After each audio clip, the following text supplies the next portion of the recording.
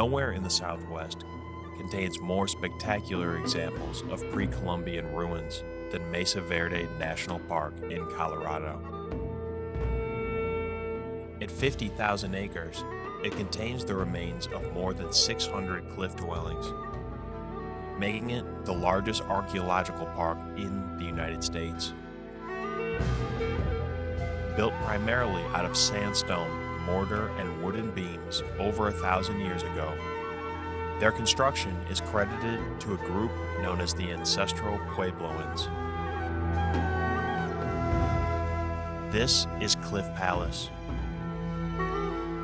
It contains 150 rooms, and in its heyday, supported a population of almost 100 people, making it the largest structure of its kind in North America. Tree ring dating from Cliff Palace indicates building took place rapidly, over a 20-year time span. But within 100 years of its construction, it was abandoned without warning. While the cause remains a mystery, it is believed that a series of extreme droughts may have forced the ancestral Puebloans to abandon the area. The cliff dwellings then sat untouched for hundreds of years.